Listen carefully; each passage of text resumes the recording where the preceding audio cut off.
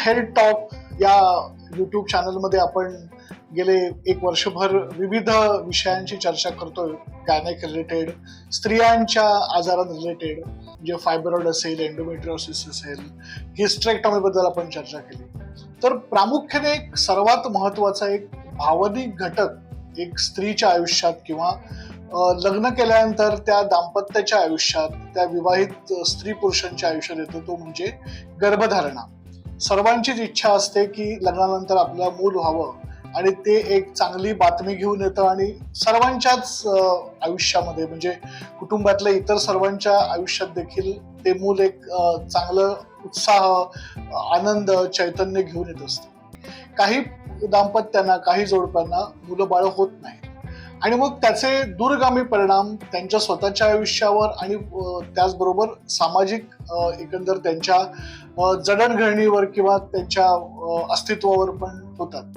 तर हा विषय घेण्याचं कारण असं की बऱ्याच वेळा माझ्याकडे जेव्हा पेशंट्स येतात तर त्यांच्याकडे मोठ्या फाईल्स असतात, विविध प्रकारच्या मोठ्या मोठ्या सेंटर्स कडनं त्यांच्या तपासणी झालेल्या असतात आणि मग ते या सगळ्या ट्रीटमेंट म्हणणं थकलेले असतात. बऱ्याच वेळेला यांना योग्य निदान त्यांचं होत नाही असं असतं किंवा योग्य प्रकारे ट्रीटमेंट दिली जात नाही किंवा मेडिकलच ट्रीटमेंट घेतील असं नाही.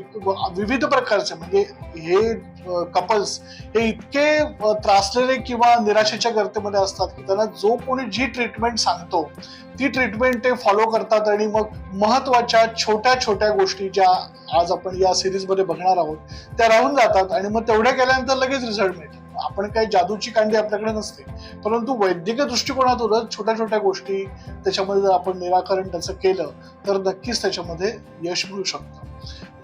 या कपल्सचा नेहमीचा आणखीन प्रश्न असतो की इन्फर्टिलिटी तपासण्या म्हणजे खूप महागड्या, त्याच्यामध्ये काहीतरी मोठमोठी ऑपरेशन आणि मोठमोठ्या तपासण्या आणि मग ते पेशंटला वाचणं सुद्धा. दोन प्रकारचे पेशंट असतात. कधी कधी काही त्यांना त्यातलं सगळं कळतं म्हणजे गुगल IT वाले असतात, ते जवळजवळ आपलं निम्म काम करून येतात, मग तेच विचारतात ते FSH LH आणि ह्याचं माझं काय, याची एवढी व्हॅल्यू आली, मग आता पुढे तुम्ही कोणतं औषध देणार. आणि काही कपल अशी असतात की जे तुमच्यावर ब्लाइंड विश्वास ठेवतात आणि त्यांच्याकडे त्याच्याबद्दलची काहीच माहिती नसते. अशा सर्वांपर्यंत खरी माहिती पोहोचवणं हा या विषयातला उद्देश आहे.